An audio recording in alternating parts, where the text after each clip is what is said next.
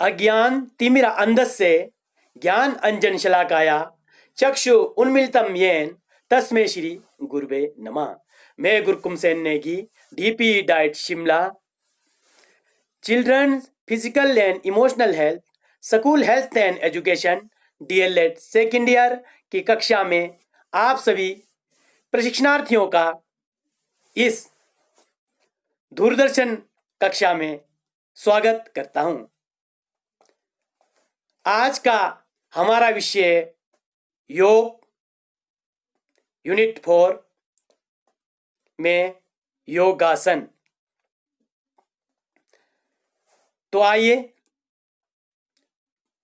योगासन के विषय पे हम व्याख्यान करेंगे। योगासन, योग जमा आसन, दो शब्दों के मेल से बना है। योगासन एक ऐसा साधन है जिसके माध्यम से व्यक्ति के शारीरिक, मानसिक तथा भावनात्मक दोषों का निवारण होता है तथा निरंतर अभ्यास से बल तथा पौरुष की वृद्धि होती है। योगासन के कारण व्यक्ति सर्वतोन्मुखी उन्नति करता है।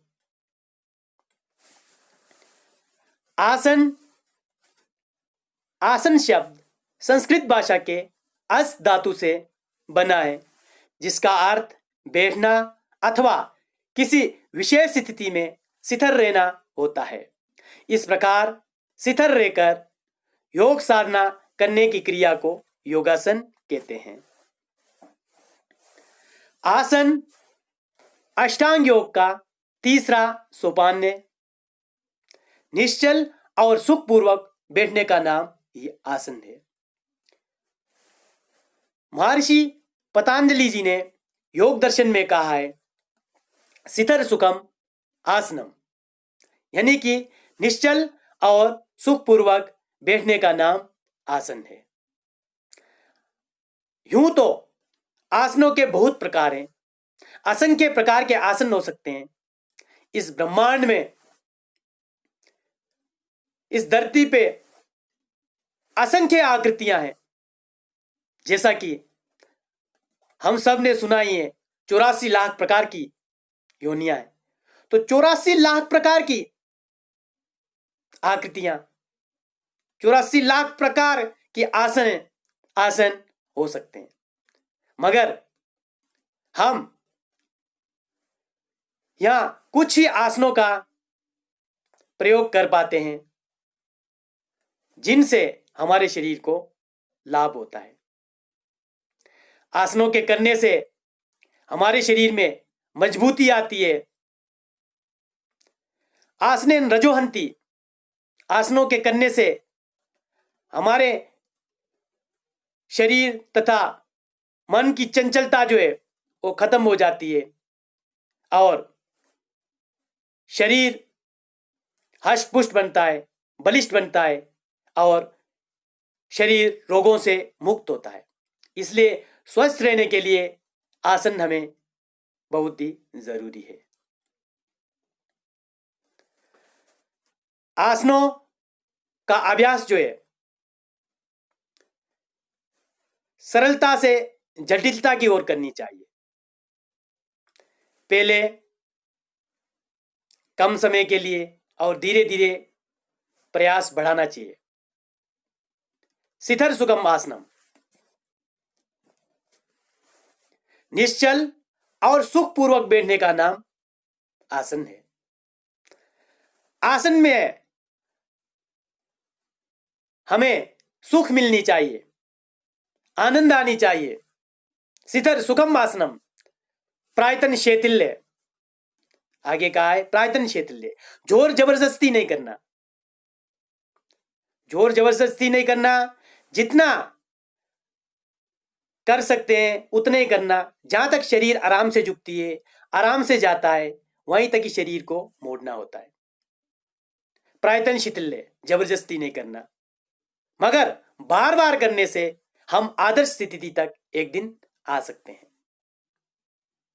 स्थिर सुखम आसनम प्रायतन शैथिल्य, प्रायतन जो इसमें शिथिल होना चाहिए, और अनंत समापत्ति व्यायाम, और अनंत में मन लगाने, परमात्मा में मन लगाने से ततो द्वंद्वानुविगाता, और जो द्वंद्वों का आघात जो होती है हमारे शरीर के ऊपर, मन के ऊपर, चित्त के ऊपर, उन द्वंद्वों का आघात जो नहीं होता है, देहिक, देविक, भौतिक तापा, इन तापों का हमारे शरीर आघात जो है सहन कर पाएगा।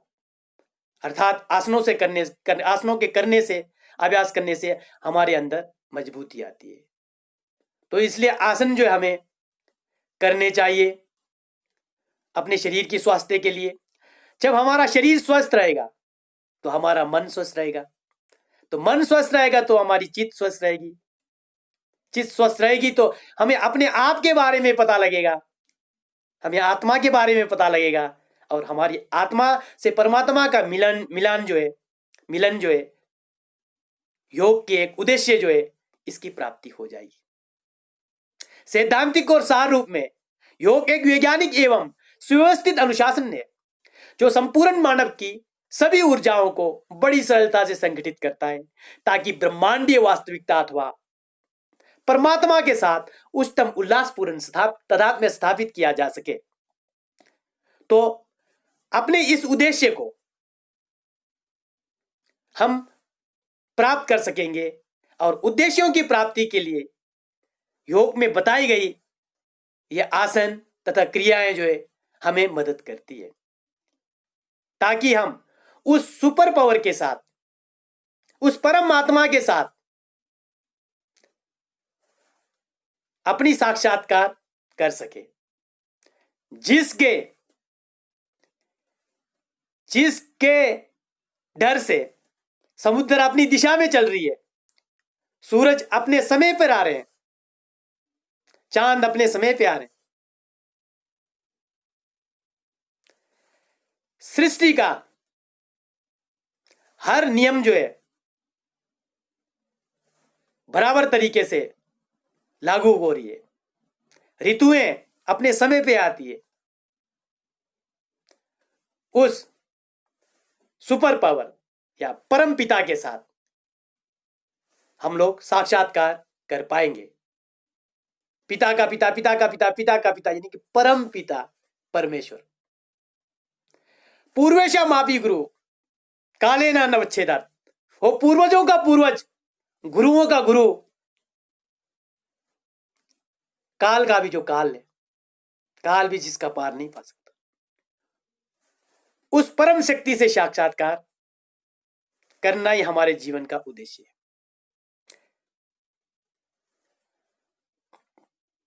तो ये योग के आसनों द्वारा हम अपने शरीर को मजबूत रख पाएंगे, स्वस्थ रख पाएंगे, तभी हम अपने जीवन के उद्देश्यों को प्राप्त करके अपने लक्ष्य की प्राप्ति तक पहुंचेंगे, उस परम शक्ति से साक्षात्कार कर पाएंगे। तत्तर निरतस्य सर्वज्ञ बीजम, सभी कारणों का उस कारण से, सभी बीज का उस बीज से जिसके समान कोई दूसरा नहीं है, जिसके समान कोई है तो वो सत्य है, और जिसके समान कोई दूसरा नहीं है वो निरतस्य है। कलेश क्रम विपाकाश्य अप्राविष्टा पुरुष विशेषा ईश्वरा, उस विशेष प्रकार के पुरुष, उस ईश्वर से हम लोग साक्षात्कार पर कर पाएंगे और आत्मा का परमात्मा से मिलन होगा। यही हमारे जीवन का लक्ष्य है। वहां तक पहुंचने के लिए ये आसने जो है हमारे लिए सहायक सिद्ध हो सकती है। तदा दृष्टु स्वरूपे अवस्था नाम, तभी दृष्टा जो है अपनी स्वरूप में अवस्थित हो सकता है। इसलिए आसनों का अभ्यास हमें नियम पूर्वक करनी चाहिए। आसनों का अभ्यास करते वक्त मन शांत होनी चाहिए, हमारा पेट खाली होना चाहिए, यानी कि खाना खा के पचने के बाद 3-4 घंटे बाद जब पच जाती है तब हमें आसन करनी चाहिए। और आसने जो है कब करनी चाहिए, हो सके तो ऐसे समय में करनी चाहिए जब दो चीज का योग हो रहा हो।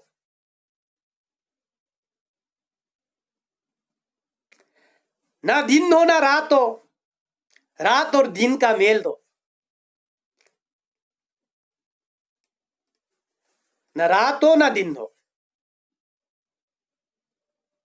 यानी कि सुबह ब्रह्म मुहूर्त में जब रात खुलने जैसी लग जाए, ना दिन ना रात, ऐसे समय में आसनों को करने से हमें भरपूर इन आसनों के फायदे मिलते हैं। और शाम को गोधली बेला, ना दिन ना रात, शाम का समय, यानी कि जब दिन और रात का मिलन हो रहा है, क्योंकि योग का अर्थ ही जमा है, मिलान या संधान है। योग जोड़ता है, योग का अर्थ ही जुड़ना है। तो इसलिए ऐसे समय पर हमें आसन करनी चाहिए।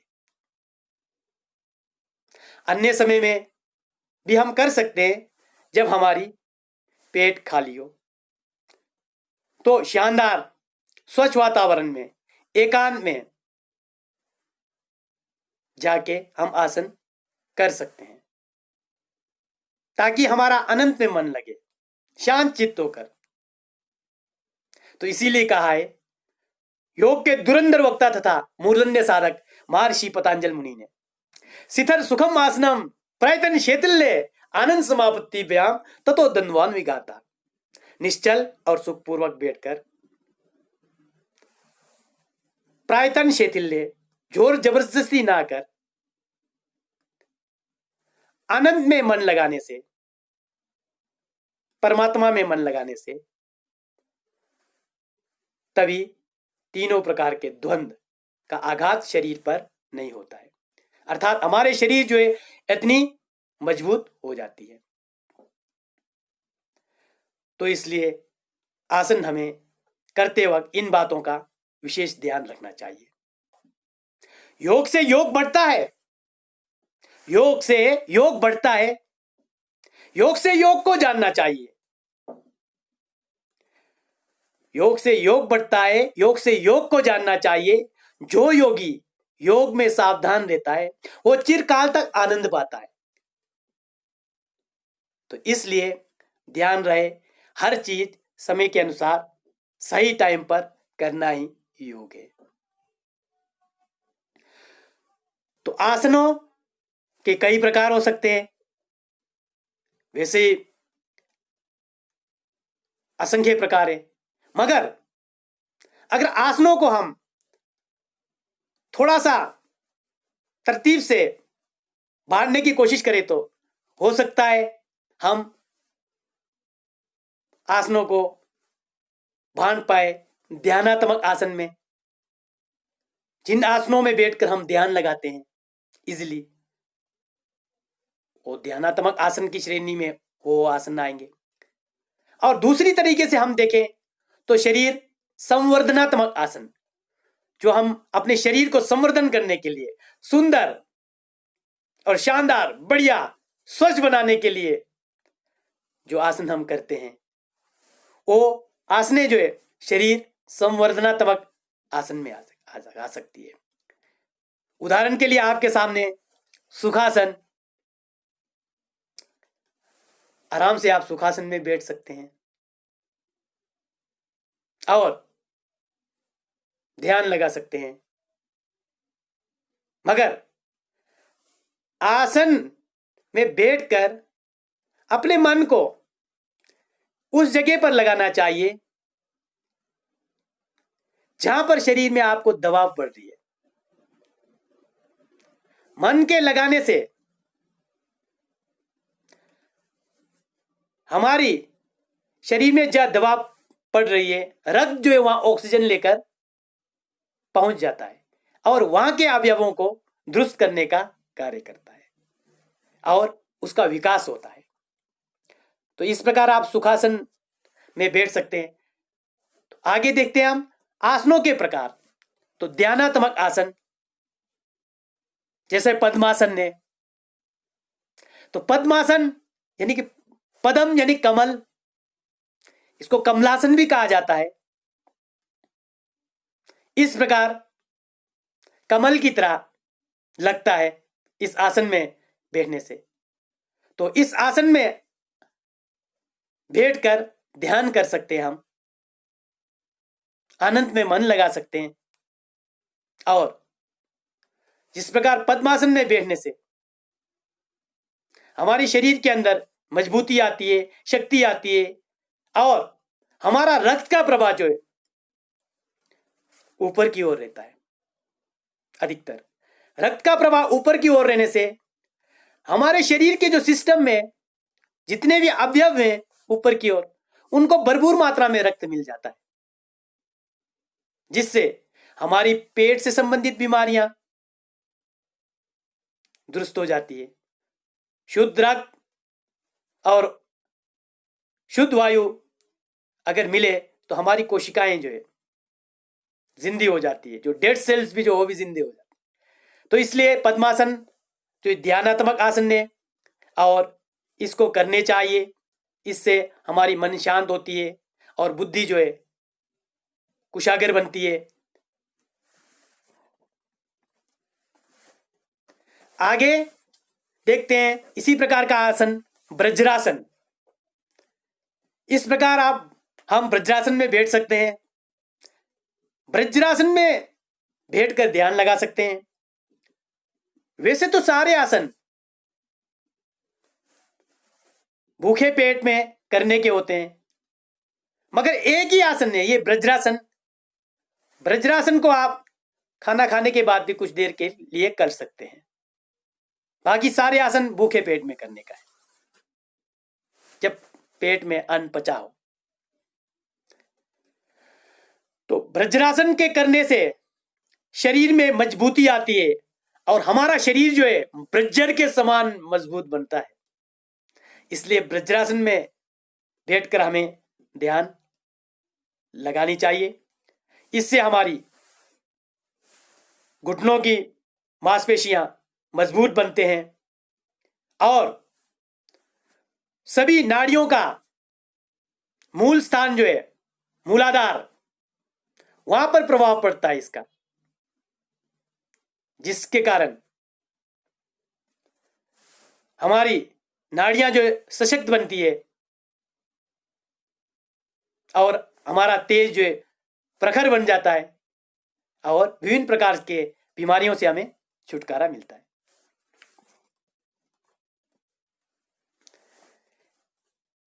आगे दंडासन। किसी भी आसन को करने से पूर्व जो बैठकर किए जाते आसन, तो हमें दंडासन में बैठना चाहिए। दंडासन में इस प्रकार बैठनी चाहिए, ध्यान रहे उधर मस्तक और ग्रीवा जो है एक सीध में हो, नजर सामने और श्वास प्रश्वास सामान्य तरीके से, और दोनों हाथ बाजू में और हथेली जमीन से लगी हुई। तो इस प्रकार दंडासन में बैठा जाता है। अगला आसन है अर्ध मच्छेंद्रासन। अर्ध मच्छेंद्रासन में बैठने से, अर्ध मच्छेंद्रासन के अभ्यास करने से हमारी शरीर की मांसपेशियां मजबूत होती है और हमारे यकृत पर प्रभाव पड़ता है और तितली पर प्रभाव पड़ता है, पलीन सप्लिया जिसे बोलते हैं। इससे हमारे शरीर में अच्छे रक्त बनने शुरू हो जाते हैं, नए ब्लड सेल्स तैयार होते हैं आसानी से, और यकृत से संबंधित रोग भी दूर हो जाते हैं, और पेट की मांसपेशियां जो मजबूत बनती है। इस प्रकार के मत्स्येंद्रासन के करने से शरीर जो है मजबूत बनता है, हाथ पैर की मांसपेशियां मजबूत बनती है, और हमें बार बार अभ्यास करना चाहिए, क्योंकि अभ्यास वैराग्य एवं तन निरोधा, निरंतर अभ्यास से ही हम अपने इस तन को कंट्रोल कर सकते हैं, काबू कर सकते हैं, और अपनी अंगों के ऊपर विजय प्राप्त कर इंद्रियों के ऊपर भी विजय प्राप्त कर सकते हैं। यानी कि अपने अंगों को, इंद्रियों को हम वश में कर सकते हैं। आप सभी जानते ही हैं, ज्ञानेंद्रियां, कर्मेंद्रियां हैं, 5 प्रकार की ज्ञानेंद्रियां हैं, 5 प्रकार की कर्मेंद्रियां हैं, तो इसलिए इनके ऊपर काबू हो जाता है। अभ्यास वैराग्य भी हम तन निरोधा तत्तर स्थिति तो यतनो अभ्यासा, यानी कि उस चीज का बार बार यत्न करना ही, बार बार दोहराना ही अभ्यास है। यानी कि उस अभ्यास में जो निरंतरता होनी चाहिए, बेशक भले ही कम करो, जितना हो सकता है उतना करो, मगर अभ्यास जो है लगातार होनी चाहिए। तत्तर प्रत्येक एक तानता, एक तान के साथ, अंतरे खोतरे, कभी किया कभी नहीं किया, ऐसा दंड नहीं करने। उसके लाभ के बजाय नुकसान होते हैं हमारे शरीर को। इसलिए अभ्यास जो है निरंतर होनी चाहिए, और वैराग्य के साथ। अभ्यास तो करनी है निरंतर, उसके लिए वैराग्य का होना भी जरूरी है। वैराग्य बहुत ही महत्वपूर्ण है। दृष्टानुश्रविक विषयावितृष्ण से वशीकार संज्ञा वैराग्यम, देखे और सुने गए विषयों से चित्त की जो वाशीकार नामक संज्ञा है वो वैराग्य है। मगर यहां पर हमारा वैराग्य से मतलब है अलग दृश्यों से हटकर कई प्रकार के जो बेकार की चीजें हम करते हैं, बेले घूमना, व्यर्थ में समय गंवाना, उन चीजों को छोड़कर अपने अभ्यास के लिए, पढ़ाई के लिए समय देना ही वैराग्य है। निरंतर अभ्यास और निरंतर वैराग्य से हम इस तन के ऊपर विजय पा सकते हैं।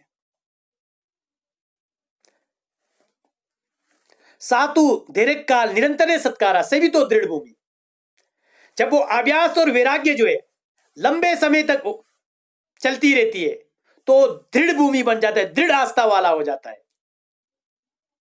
उसके बाद ही हमें अच्छे परिणाम, जो आपके मेहनत का परिणाम, फल जो है प्राप्त होता है।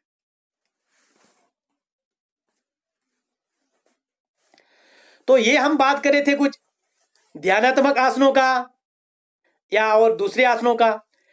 तो शरीर संवर्धनात्मक आसन, दूसरे आसन शरीर संवर्धनात्मक आसन।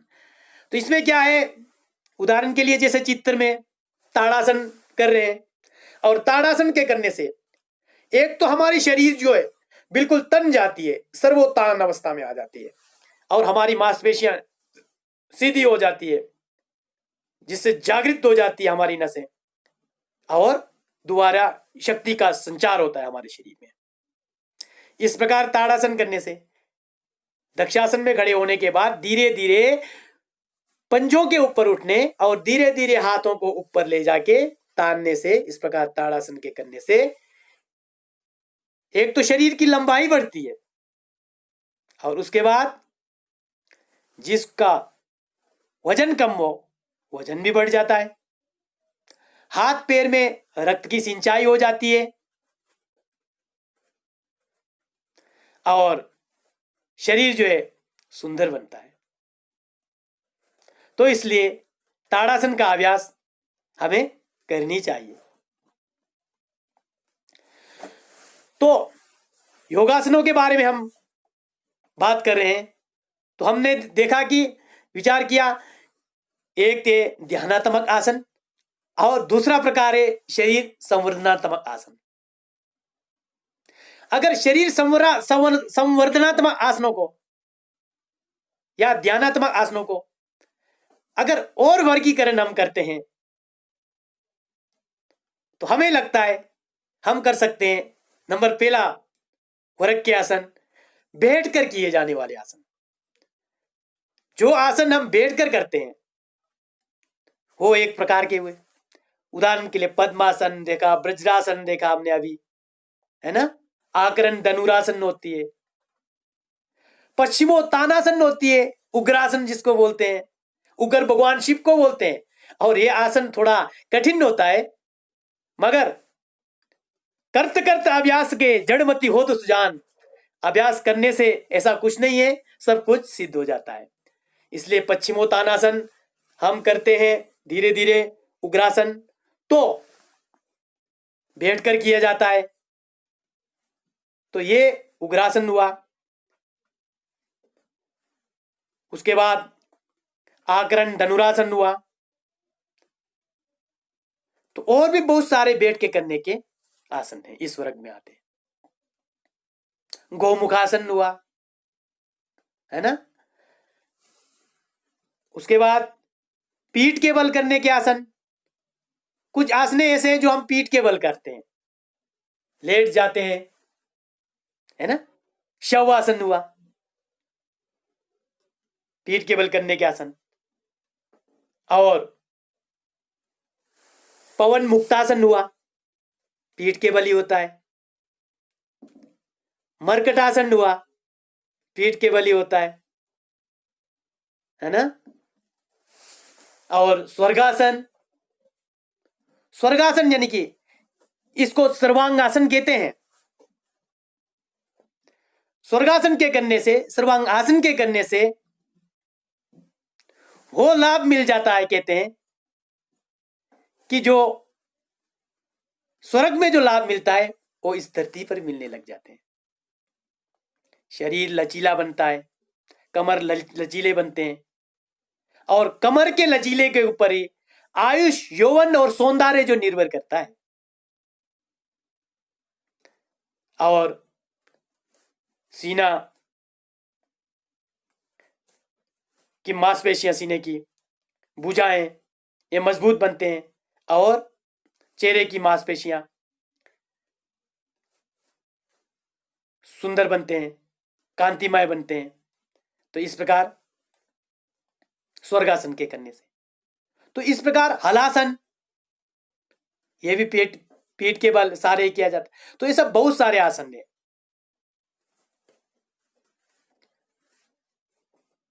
उसके बाद पेट के बल भी आसन करते हैं, अनेकों आसन ने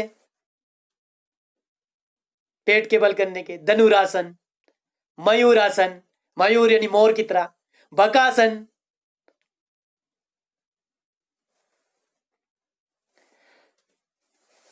और भुजंगासन,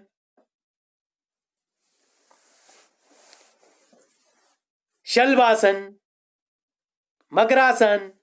तो बहुत सारे आसन ने ऐसे पेट के बल भी किया जाता है। हाथ के बल किए जाने वाले आसन, मयूरासन हुआ, और बकासन हुआ। और घुटनों के बल भी किया जाता है, पादांगुष्ठासन हुआ, वातायनासन हुआ।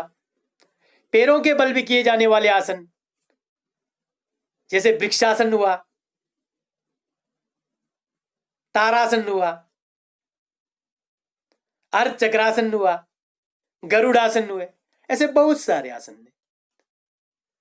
और सिर के बल किए जाने वाले आसन, शीर्षासन। यह तो आसनों का राजा ही है। जो शीर्षासन करता है उसको तो बहुत सारे लाभ शीर्षासन से होते हैं। तो ऐसे आसनों का वर्गीकरण जो है हम कर सकते हैं। अब ये मकरासन ने पेट के सहारे कर रहे हैं और इस आसन में बैठकर हम लोग आराम कर सकते हैं, हमारी मांसपेशियों को आराम दे सकते हैं। आसन करते वक्त बीच बीच में मकरासन और शवासन जो है करते रहने चाहिए ताकि शरीर को आराम भी मिलती जाती है। ये भुजंगासन ने, ये पेट के बल भुजंगासन, जैसे ही नाम से ही भुजंग यानी कि साम, ये सर्पासन भी कह सकते हैं, ये सर्प की तरह दिखता है सर्पासन, और इसके अनेकों फायदे बताए गए जो निरंतर इसका अभ्यास करता है। दे अग्निर्वर्धते नित्यम सर्वरोग विनाशानाम जागर्ति भुजंगी देवी साधनात् भुजंगासनम। दे अग्निर्वर्धते नित्यम सर्वरोग विनाशानाम जागर्ति भुजंगी देवी साधनात् भुजंगासनम। भुजंगासन के करने से दे अग्निर्वर्धते, 5 प्रकार की अग्नि जो है हमारे शरीर के अंदर, वो जो है तेज हो जाती है, प्रज्वलित हो जाती है, जठराग्नि तेज हो जाती है, जिससे कि पाचन शक्ति जो है मजबूत हो जाता है। जो कुछ भी हम खाते हैं उसको सही तरीके से हम पचा पाते हैं। दे अग्निर्वर्धते, जब जठराग्नि तेज हो जाएगी, देह की सभी अग्नि तेज हो जाएगी, आपके चेहरे के अंदर कांति आ जाएगा, आपके शरीर में मजबूती आ जाएगा, और शरीर ठीक है तो उद्देश्यों की प्राप्ति वैसे ही हो जाएगी और अपने लक्ष्य तक पहुंचने में सफलता मिलेगी। इस आसन के करने से सभी प्रकार के बीमारियों का नष्ट होता है, नित्यम सर्वरोग विनाशानाम। और स्त्री और पुरुषों के लिए एक रामबाण आसन है, ये रामबाण इलाज है सभी बीमारियों का दूर करने के लिए। इससे आंखों की ज्योति बढ़ती है, शरीर कांतिमय बन जाता है,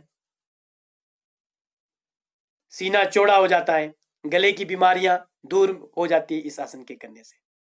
और क्या कहा, कुंडलिनी अभिमा माया, जो कुंडलिनी शक्ति जो है, जो हमारे मूलाधार चक्कर में स्थित है, ऐसे कहते हैं, श्वेत कंद के समान 3 अंगुल चौड़ी, सफेद कपड़े में, सफेद वस्त्र में 3.5 कुंडल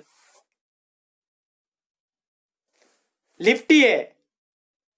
हो कुंडलिनी शक्ति, हो कुटिलांगी शक्ति, हो अर्धली शक्ति, हो ब्रह्मी शक्ति जाग जाती है, अर्थात मूलाधार चक्कर से जागकर सभी चक्करों को पार करते हुए सहस्त्रार चक्कर में पहुंच जाती है। कुंडलिनी अभी माया कैलाश से साविली, और कुंडलिनी शक्ति से जागकर कैलाश में सहस्त्रार में स्थित हो जाती है। कहते हैं उसके बाद अभ्यासी जो है, योगी जो है, योग के अभ्यासी जो है सर्वज्ञाता हो जाता है। यानी कि कुंडलिनी शक्ति के जागने से कैलाश में जाकर स्थित होने, कैलाश मेरा मतलब है शास्त्रार चक्कर, यत पिंडे तत् ब्रह्मांडे, कहा है यत पिंडे तत् ब्रह्मांडे, जो इस हमारी पिंड में है, जो हमारी इस शरीर में है, वो संपूर्ण ब्रह्मांड में है। इसलिए हमारे शरीर में भी कैलाश है। तो यानी कि कुंडलिनी शक्ति जो देवी जो है, कुटिलांगी शक्ति जो है, अरुद्धली शक्ति, ब्रह्मी शक्ति जो है,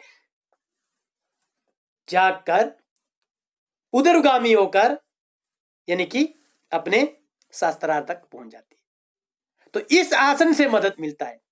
सभी प्रकार की बीमारियों का नाश तो होगा ही होगा, मगर कुंडलिनी जागरण भी कहा गया है योग में, वो भी हो जाएगा। किसका हो जाएगा? जो निरंतर अभ्यास करेगा।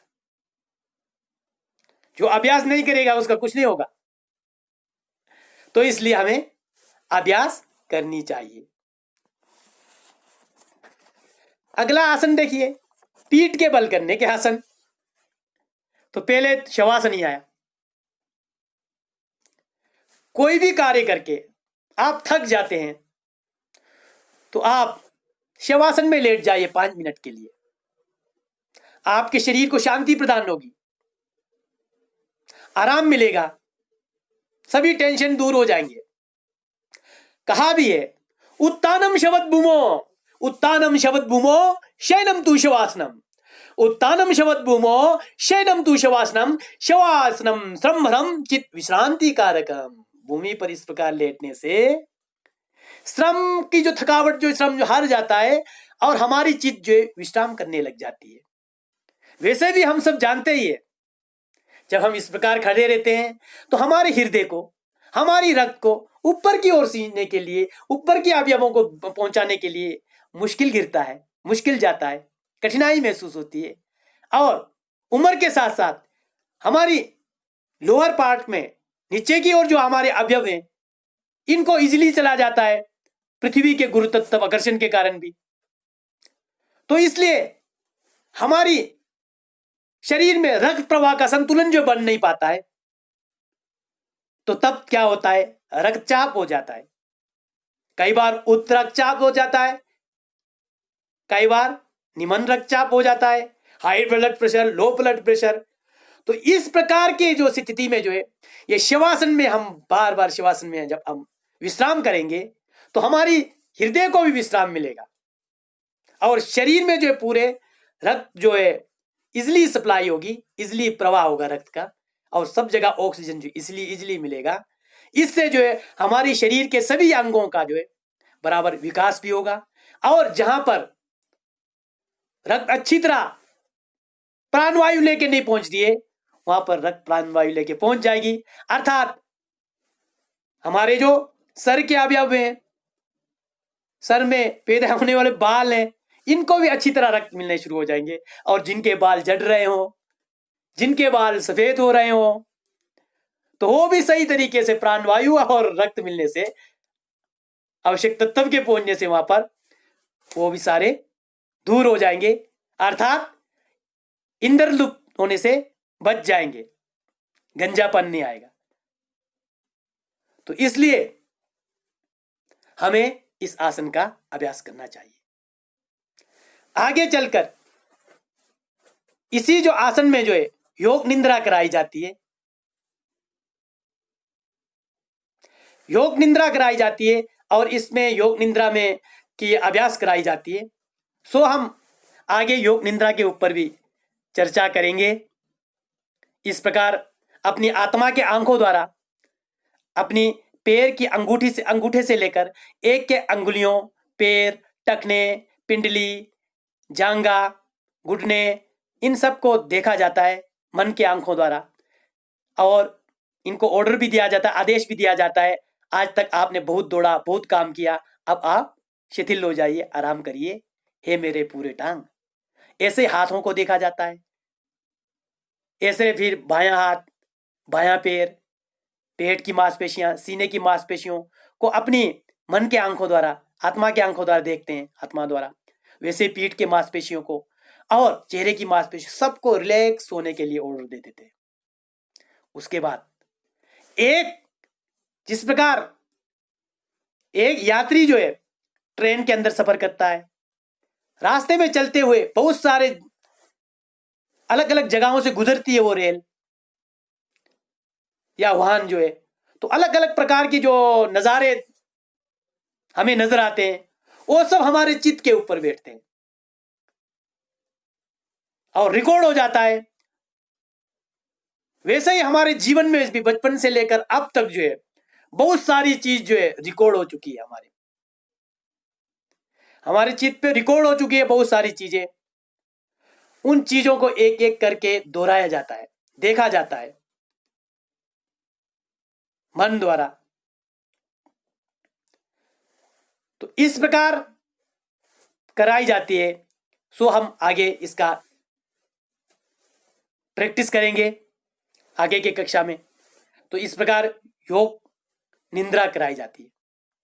योग निद्रा से 24 घंटे का नींद भी 4 घंटे में पूरी हो जाती है, इतनी प्रभावी है। शरीर हल्का बन जाता है और आनंद में मन लगाने से, आनंद में मन लगाने से हमारी शरीर जो है फिर मजबूत होगा। दैहिक भौतिक ताप, 5 प्रकार के दुख, इसको हम सहन कर पाएंगे। अविद्या, अस्मिता, राग, द्वेष, अभिनिवेश जो है, ये कलेश जो है, इनका आघात नहीं हो पाएगा हमारे शरीर पर। तो इसलिए वैसे भी हमें शवासन का अभ्यास करनी चाहिए। उसके बाद हाथों की मांसपेशियां मजबूत बनती है, सीने की मांसपेशियां, कंधे की मांसपेशियां मजबूत बनती है। बकासन, फ्रॉग बैलेंस, इस प्रकार के आसन का अभ्यास हमें करना चाहिए।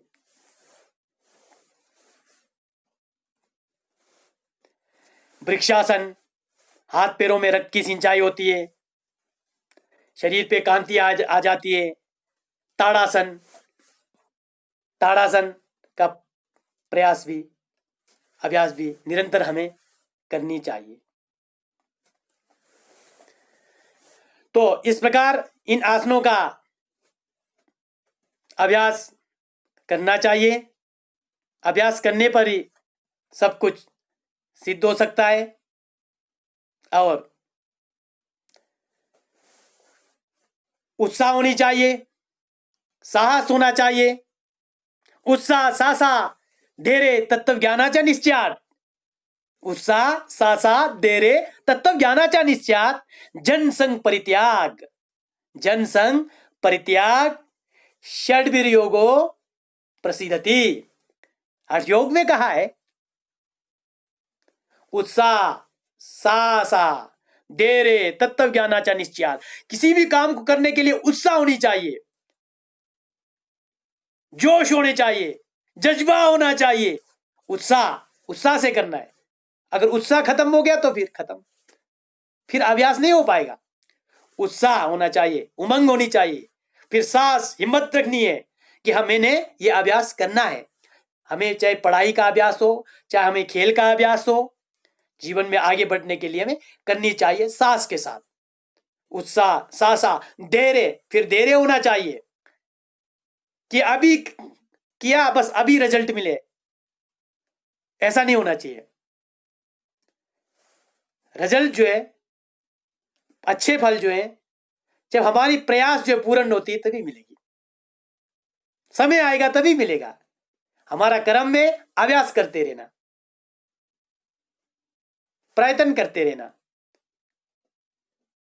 यतन्य कृते यदि ना सिद्ध्याति को अत्र दोषा, अगर यतन करने से भी सिद्ध नहीं होती है तो कोई दोष नहीं है, मगर यतन ना करना तो हमारा दोष है।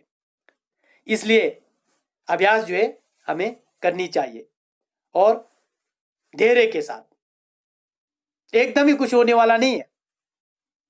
आपने सुना ही होगा,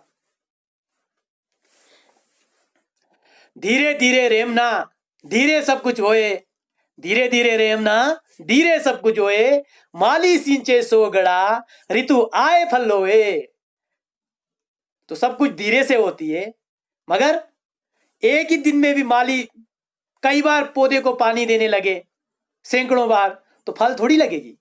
फल तो समय आने पर भी लगेगी वृक्ष में। इसलिए कर्म की चिंता भी किए बिना निष्काम भाव से अपने कार्य में हमें लगे रहना चाहिए। ऐसा भगवान श्री कृष्ण जी बताते हैं।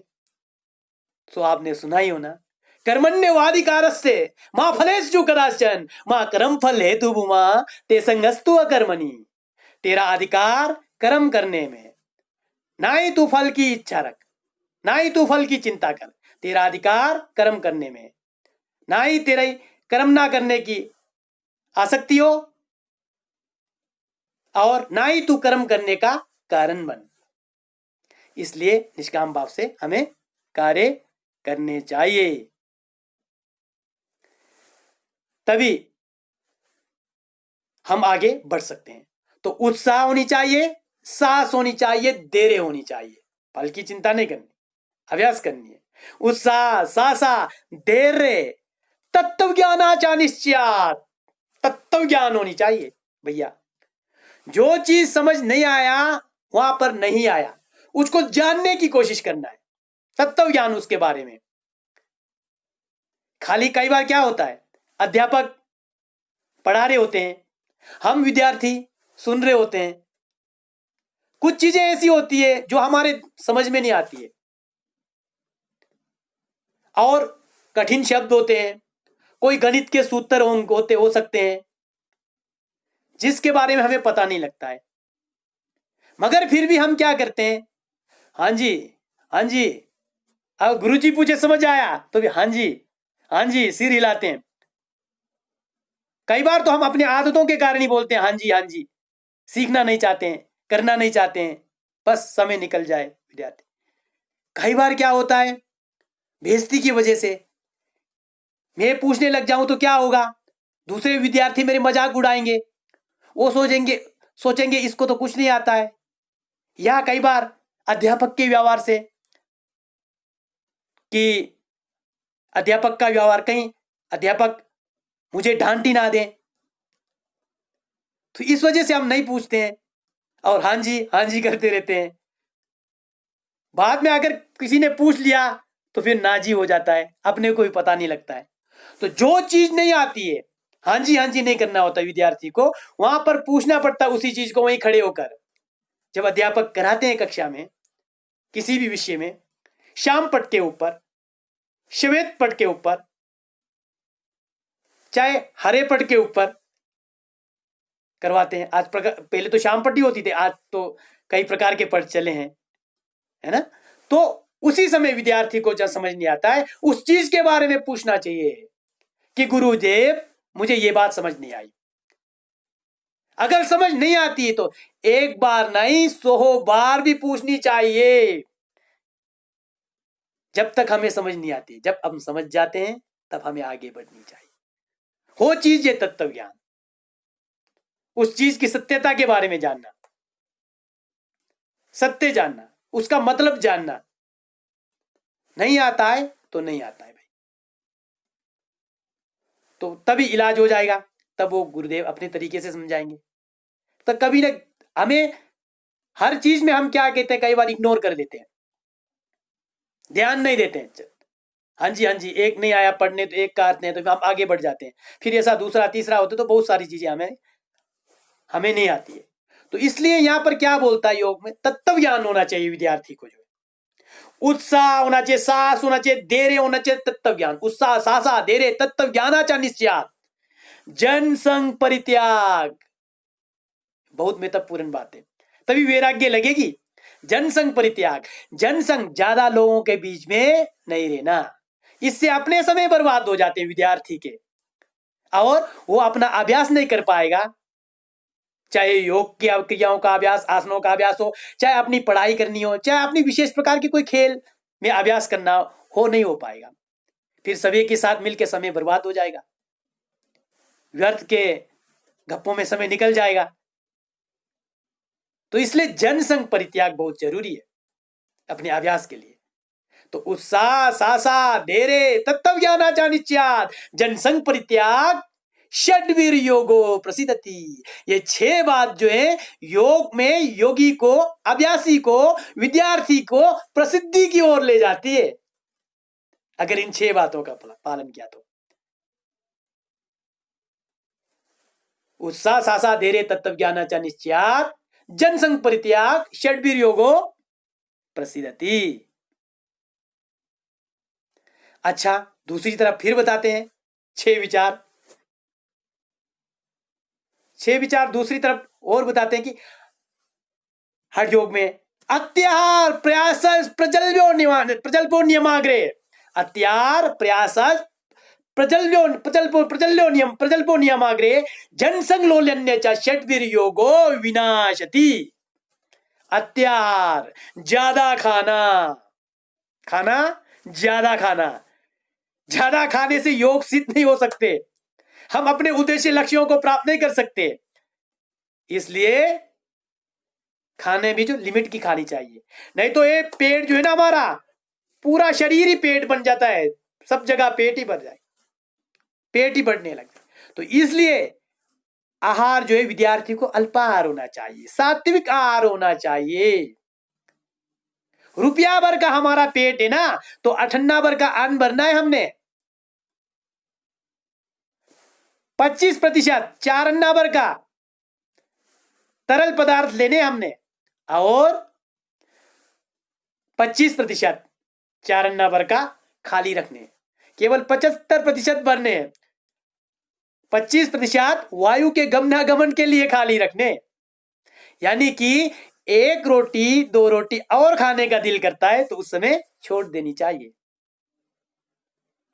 नहीं तो सारी शरीर की शक्ति वो अन्न पचाने में ही लग जाएगा, हमारा विचार जो है हमारे कार्य में नहीं लगेगा, मन जो है। तो इसलिए भोजन जो है ऐसा होना चाहिए, अत्याहार ज्यादा नहीं करना चाहिए, जरूरत से ज्यादा। और भोजन जो है हितभुक, ऋतभुक और मितभुक करनी चाहिए। ऐसी भोजन करनी चाहिए जो हमारी हित में हो, जिस भोजन को करने के बाद हमें कष्ट ना हो,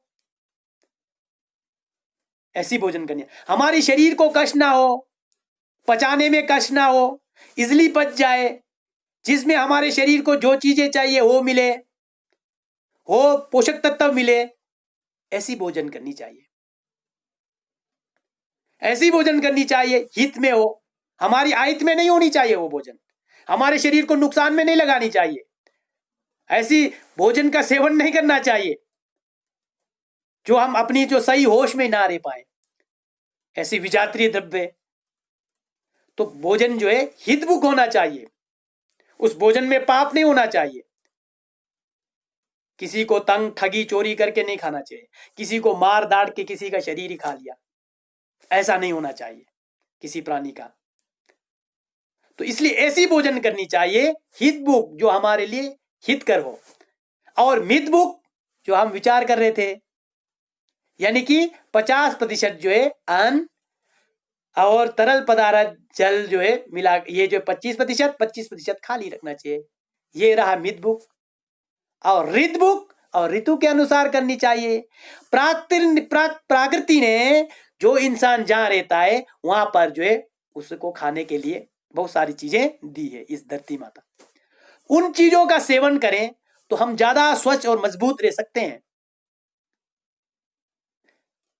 और बीमारियां भी कम आएगी।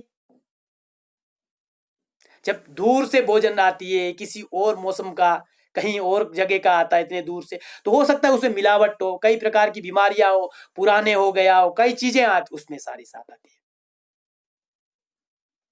इसलिए ऋतुभुक भोजन करनी चाहिए, ऋतु के अनुसार,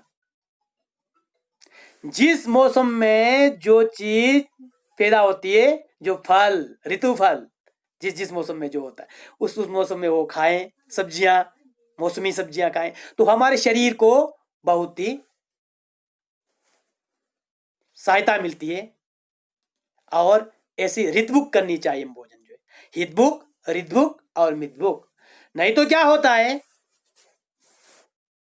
आहार संभवा वस्तु रोगाश्च आहार संभवा, आहार संभवा वस्तु, हमारी शरीर जो है आहार से, भोजन से बनी है, और बीमारियां भी जो है ना ये भी सारी भोजन के साथ ही आती है, कोई अलग से नहीं आती है कि नहीं। तो इसलिए भोजन जो है हितभुक, ऋतभुक और मितभुक होनी चाहिए। तो अत्याहार ज्यादा नहीं खाने हैं, अत्याहार ज्यादा अधिक भोजन नहीं करने हैं, इससे शरीर को नुकसान हो जाता है। वो भोजन भी जो है अमृत जो भी विष के समान काम करता है फिर ज्यादा खाने से, अमृत भी विष के समान काम करता है। आपने सुना ही हो ना, अजीर्णे भोजनम विषम अनाव्यासे विषम विद्या, अजीर्णे भोजनम विषम अनाव्यासे विषम विद्या, विषम सभा दरिद्र से वृद्ध से तरुणी विषम। अभ्यास ना करें ना तो जो हमारे अंदर ज्ञान है, जो विद्या है, वो भी आधे भूल जाते हैं, आधे याद रहेंगे, सारे उल्टे सीधे हो जाएंगे, वो भी विष के समान हो जाता है, फिर जहर का काम करती है। और ज्यादा भोजन भी शरीर को पोषक तत्व प्रदान नहीं करता है, बिगाड़ देता है शरीर को, खराबी ला देता है शरीर में। इसलिए भोजन अत्यार नहीं करना चाहिए। अत्यार प्रयास और प्रयास, एक्स्ट्रा प्रयास। शरीर जब आसन करते वक्त जहां तक झुकता है कुदरती स्थिति में, जहां तक झुक सकते हैं वहां तक झुकने हैं। ठीक है, उदाहरण के लिए पाद हस्तासन करना है, हमने झुकना है धीरे धीरे नीचे प्रश्वास को छोड़ते हुए, जहां तक हम जा सकते हैं वहीं तक ही झुकना है। ज्यादा शरीर को जोर से बेंड नहीं करने हैं कि एक दूसरे को देखा वो तो बहुत अच्छा कर रहा है, उसने तो अपने शरीर को गोल ही कर दिया, उसको देखकर देखा देखी में नहीं करने आसन। मगर बार बार करने से आप भी वैसे एक दिन करेंगे, आपका शरीर को भी आदत हो जाएगा, आपकी मांसपेशियों को आदत होगा, वहां के जो एक्स्ट्रा सेल्स जो है अरे परे हट जाएंगे। तो इसलिए प्रयत्न शिथिल होना चाहिए। और क्या बोला, अत्यार प्रयास, अत्यार ज्यादा नहीं करना और ज्यादा प्रयास नहीं करना जोर लगा के कि झुका दिया। विद्यार्थियों को हम कई बार कराते हैं, आसन करवाते हैं, तो जहां तक जा सकता है वहां तक जाता है, कई बार जोर से उसको दबाना, नीचे झुक, ऐसी नहीं होनी चाहिए। मगर अभ्यास कराओ बार बार तो अपने आप करेगा, आदर्श स्थिति में आ जाएगा एक दिन, बार बार अभ्यास करने से। तो इसलिए अत्याधिक प्रयास नहीं करना, उससे हमें ही खत्म होने आ जाता है। ठीक है, बोझा जो है अपनी कैपेसिटी के मतलब हल्की हल्की चखनी चाहिए, जितना चख सकते हैं। ज्यादा ही बोझा चख लिया तो कहीं गिर गए तो वो सैकड़ों बोझा का नुकसान हो जाता है, कई दिन बिस्तर में पड़ने आ जाता है। इसलिए यही फार्मूला, अत्यार प्रयास ज्यादा प्रयास वो भी नहीं करनी चाहिए, अत्यार प्रयास प्रजल्पो, और करना कुछ नहीं बोलना बहुत, ऐसा भी नहीं होना चाहिए। ज्यादा बड़ा चढ़ा कर बोल दिया, ऐसा हुआ तैसा हुआ, मुझे तो ये सो बस इतना क्या वो सो, ऐसा नहीं। प्रजल्प, अत्यार प्रयास प्रजल्पो, ज्यादा प्रजल ये नहीं। नियमाग्रह, ज्यादा ही कड़ा नियम का पालन वो भी नहीं करना पड़ता है। अत्यार प्रयास प्रजल्पो नियमाग्रह, जनसंग लो लेने चाह जनसंग मतलब लोगों के बीच में ज्यादा नहीं जाने। ज्यादा नहीं जाने से क्या मतलब है, उसकी भी एक लिमिट है, सीमा है, समाज में घुलने मिलने का भी। ठीक है, मगर ज्यादा ही लोगों के बीच में बैठे रहेंगे तो हमें भी उन्हीं की तरह विचार आ जाएगा और हमारे जो अभ्यास का जो समय जो वो नहीं मिलेगा।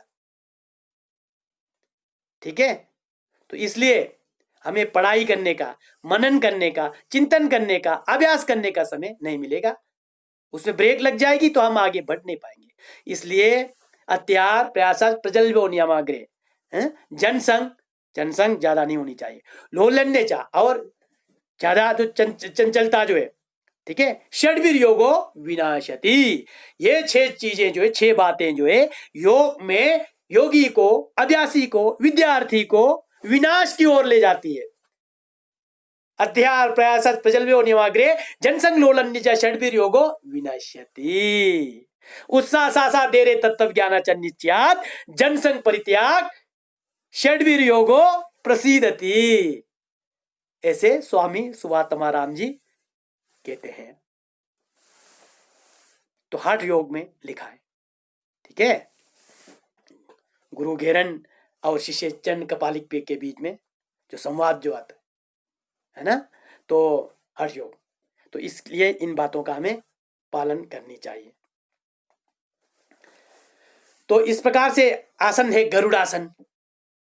तो गरुड़ासन के करने से हमारी जंघे की मांसपेशियां मजबूत हो जाती है, जहां जहां भी दबाव पड़ रहा है वहां के अवयव जो मजबूत हो जाते हैं और वहां की बीमारियां दूर हो जाती है, अपने शरीर के ऊपर कंट्रोल बनती है और बैलेंस बन जाता है, और एक्स्ट्रा जो हमारे शरीर के अंदर जो भी चीज है वो जो है खत्म हो जाती है। पाद अंगुष्ठासन, आगे पाद अंगुष्ठासन उदाहरण के लिए, वैसे तो बहुत सारे आसन हैं, तो कुछ कुछ आसनों का हम यहाँ पर विचार रखते हैं। तो पाद अंगुष्ठासन, तो इससे देखिए तेज बढ़ता है इस प्रकार से एक पैर के ऊपर शरीर का संतुलन भी बनता है और तेज भी बढ़ता है और हमारे जो रक्त का प्रवाह जो है ऊपर की ओर रहता है और ओजस्वी और तेजस्वी हो जाती है और ब्रह्मचार्य का पालन करने में ये आसन जो है बहुत ही मददगार होता है। आगे शीर्षासन की बात करते हैं। शीर्षासन ये तो कहते हैं कि आसनों का राजा ही है। इसके तो बहुत सारे फायदे हैं।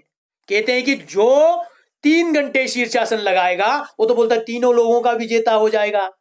मगर ऐसी सुनकर, लालच में आकर, ऐसे लाभ सुनकर आपने नहीं करने लग जाना, शरीर को नुकसान होगा।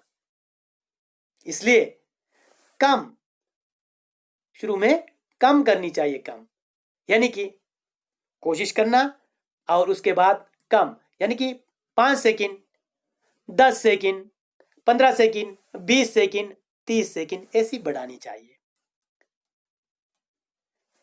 एक साथ सुनकर ऐसे लंबे नहीं करने चाहिए, उससे हमारे शरीर को लंबे समय नुकसान हो जाता है। और शीर्षासन करने के बहुत फायदे हैं। जब वही बात है, जब रक्त की सिंचाई होगी शरीर के सभी अंगों में, ऊपर के अवयवों में भी, तो वो मजबूत होगा। आंख, नाक, कान, भुजाएं, चेहरे की मांसपेशियां कांतिमय हो जाएगी, सुंदर और मजबूत, शरीर के ऊपर संतुलन आ जाएगा, बीमारियां दूर होगी। तो इस प्रकार शीर्षासन के करने से, और मस्तिष्क मजबूत हो जाएगा। जब रक्त मिलेगा मस्तिष्क तो बढ़िया काम करेगा, है ना। तो इसलिए शीर्षासन करनी चाहिए, मगर कम टाइम के लिए। तो धीरे धीरे अपनी जो योग्यता बढ़ेगी, क्षमता बढ़ेगी, तब बढ़ाना चाहिए। और दूसरी बात, शीर्षासन को धीरे धीरे करना। शीर्षासन से जो वापस जो आएंगे तो उस समय जो शीर्षासन करने के बाद तुरंत शवासन, शीर्षासन करके सीधे खड़े नहीं हो जाना है। फिर तो जो रक्त का प्रवाह एकदम ऊपर की ओर हुआ है, कि अवयवों में गया है, वो एकदम बड़े जोर से नीचे की ओर अवयवों में आ जाए, सीधे खड़े हो जाने से एकदम। उससे फिर हमारे शरीर के अंग वंग की नुकसान हो सकती है, आंतरिक अवयवों की नुकसान हो सकती है, प्रॉब्लम हो सकता है। इसलिए योगासनेन युक्तेन सर्वरोग क्षयो भवेत्, अयुक्ताभ्यास योगेन सर्वरोग समुद्भवा। और योगासन को युक्ति से करने से तो सारी बीमारियां दूर हो सकती है, नियम पूर्वक सही तरीके से करने से। और गलत तरीके से करने से तो मुश्किल हो जाएगा, बीमारियां हो जाएगी, समुद्भवा, सर्व रोग उठ जाएगा। तो इसलिए शीर्षासन को करने के बाद, योग्य गुरु के निर्देशन में आपने शीर्षासन सीखने के बाद, करने के बाद, और तुरंत शवासन लेने हैं। और शवासन में लेटने, उसके बाद कुछ समय शवासन में लेटने के बाद जब शरीर के जो रक्त की जो प्रवाह जो सामान्य हो जाएगा, तभी आपने उठने हैं। ये बात ध्यान देना है, शीर्षासन जो भी करेंगे और करने वाले जो भी है, तो इस चीज का ध्यान देना है। और शीर्षासन के बहुत सारे लाभ हैं। आगे हलासन, इस प्रकार हल की भांति अपनी शरीर बन जाती है, हल की भांति शरीर बन जाती है और कमर की लचकता बढ़ती है। शरीर में एक्स्ट्रा जो हमारे जो क्या कहते हैं कि फैट्स बड़े होंगे, वसा बड़े होंगे, वो भी खत्म हो जाता है। चाहे विसरल फैट्स हो, चाहे सबक्यूटेनियस फैट्स हो, है ना। तो और शरीर जो शानदार बन जाता है, और शरीर ही शानदार होने पर जो हम आगे भी शानदार कार्य कर सकते हैं। शरीर मध्य खलु धर्म साधनम, और शरीर के माध्यम से सब सिद्ध करने। जब शरीर ही नहीं रहा तो क्या कर पाएंगे हम, है ना। तो इसलिए आसन बराबर करनी चाहिए और शानदार तरीके से अभ्यास करनी चाहिए, जोर जबरदस्ती नहीं होनी चाहिए। और वृक्षासन, इस प्रकार वृक्ष की भांति वृक्षासन लगा के आप लगा सकते हैं, और इसके लाभ अपने विद्यार्थियों को पढ़ा सकते हैं, बता सकते हैं, है ना, और निरंतर अभ्यास कर सकते हैं।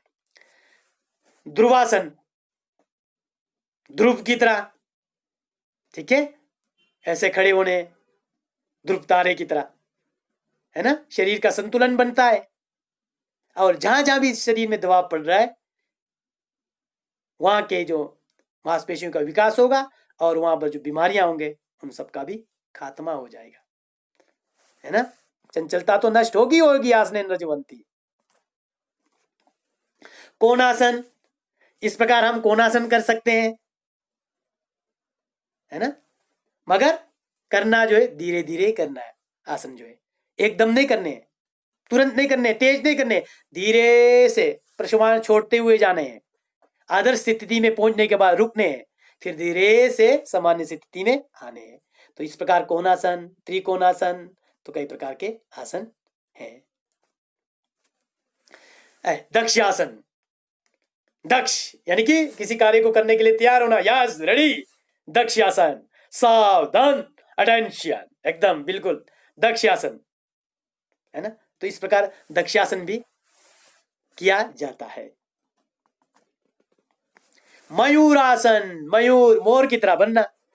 मयूरासन, अपने हाथों की मांसपेशियां, दोनों हाथ मजबूत बन जाते हैं, शरीर के ऊपर संतुलन पा सकते हैं और शरीर जो है हल्का बन सकता है ना।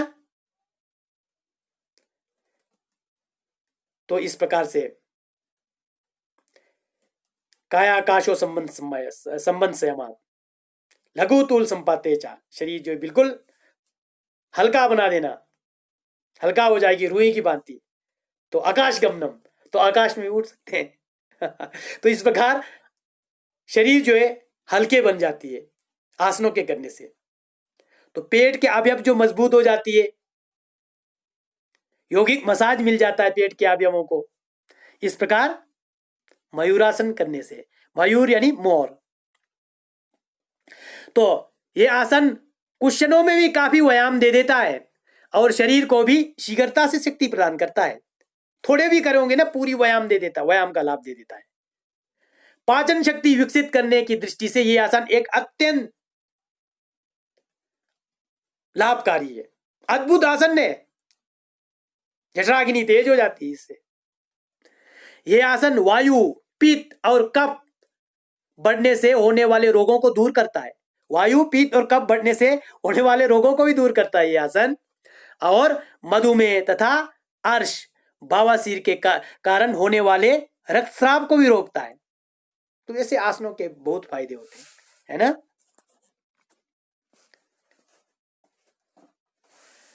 आगे देखते पद्मासन। इस प्रकार से हम पद्मासन में ध्यान लगा सकते हैं अपनी अंगुलियों को ज्ञानमय मुद्रा बनाकर। उंगलियों को मुद्रा का भी हम आगे चर्चा करेंगे, मुद्रा के विषय पर भी। देवता विशेष प्रीतिजनिका अंगुली रचना मुद्रा। देवता विशेष को प्रसन्न करने के लिए हम अंगुलियों की रचना करते हैं ना, नमस्कार मुद्रा, है ना। तो आसन में और मुद्रा में क्या अंतर है वो हम आगे देखेंगे। मुद्रा तो अभी ज्ञानमय मुद्रा में इस प्रकार हम पद्मासन में बैठ सकते हैं, है ना। तो देवता विशेष प्रीतिजनिका अंगुली रचना मुद्रा। और साथ में पद्मासन तो लगाना ही है, लगाए। उसके बाद उड्डयन बंद, उड्डयन बंद यानी कि उदर शक्ति जो मजबूत हो जाती है, उदर शक्ति मजबूत हो जाती है। प्रश्वास को बाहर निकालना, प्रश्वास को बाहर निकालना और उसके बाद प्रश्वास को बाहर निकालना, उसके बाद हमारे पेट को ऊपर की ओर तानना, डायफ्राम को ऊपर की ओर बुलाना, यह ऊपर ऐसा। इससे शरीर में रक्त का प्रवाह ऊपर हो जाता है और उद्रसोता वे देवा, फिर देवताओं की भांति रहेंगे, अपने आप पे कंट्रोल रहेगा। अद्रोसोता वे जीवा, तो फिर तो खत्म में है कि नहीं। तो फिर तो जीवों की भांति, है ना, विचार रहेगा, जिसका जैसा विचार है फिर आपको पता ही है।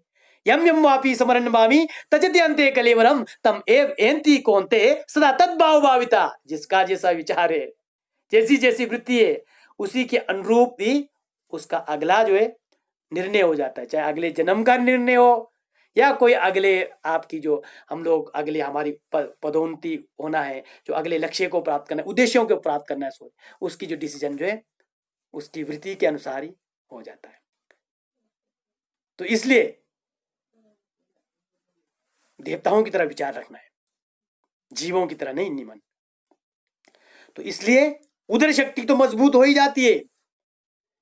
और बताते भी हैं, उदरे पश्चिमम तानम नाभि उदर कार्यम उड्यानम हायस्य वृंदो मृत्यु मतांग केसरी।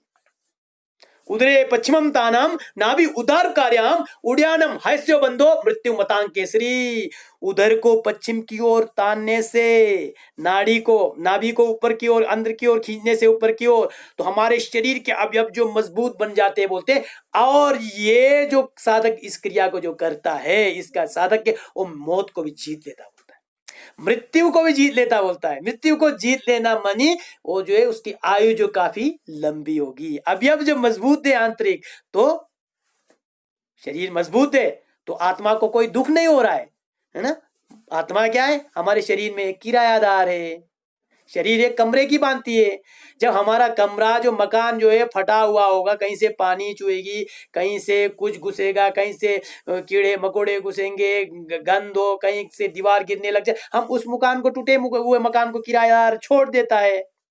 तो उसी प्रकार हम भी आपने इस टूटे फूटे शरीर को, जब शरीर साथ नहीं देने लग जाती तो हमारी आत्मा जो है छोड़ दी आती है। आत्मा को दुख होता है कि नहीं?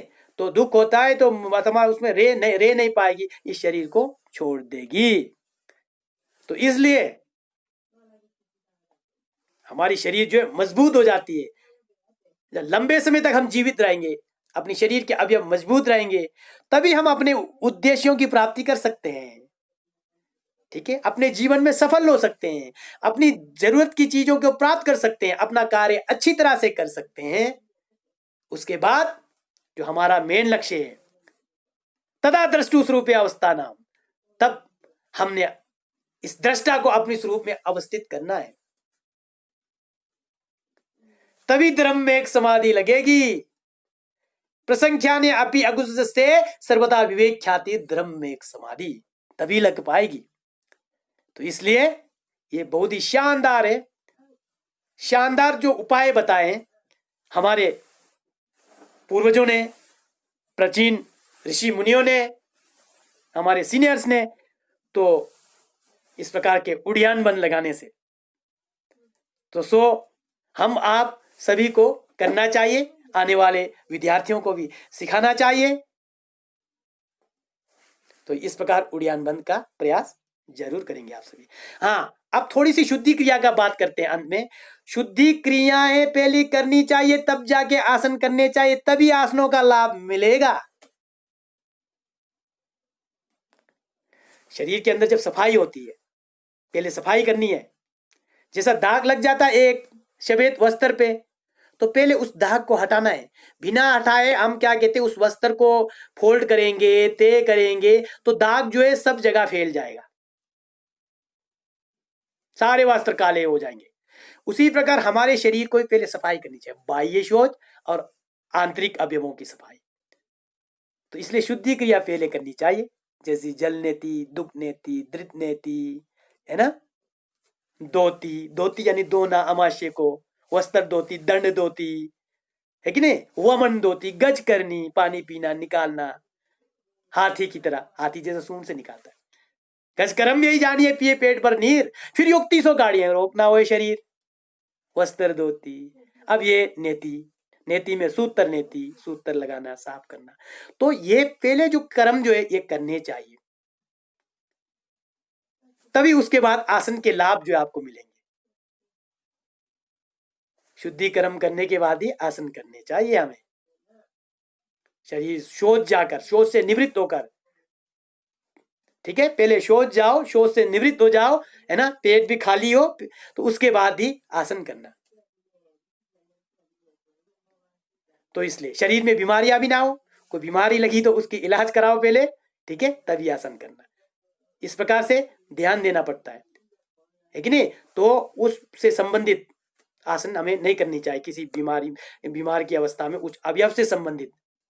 तो इसलिए आसनों को करते वक्त भी विशेष ध्यान रखना चाहिए। तो पहले हमें शुद्धि क्रियाएं करनी चाहिए, फिर उसके बाद में हमें आसन करने चाहिए, तभी आसनों का लाभ जो है मिलेगा। तो ये आज का हमारा विषय था आसन।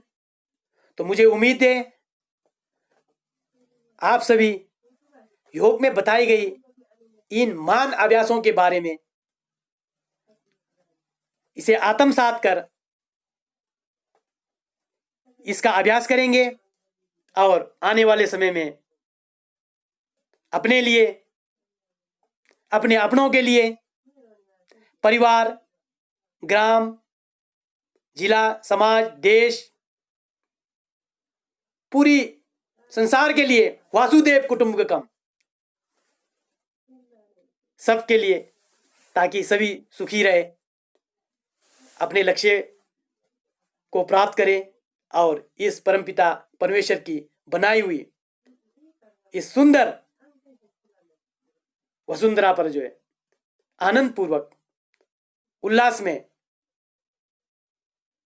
अच्छे तरीके से, शानदार तरीके से इस उत्सव को मना सके और अंत में उस परम पिता परमेश्वर का साक्षात्कार कर सके। इसी के साथ ही आप सभी का दिन शुभ हो। नमस्ते, जय हिंद, जय भारत, धन्यवाद।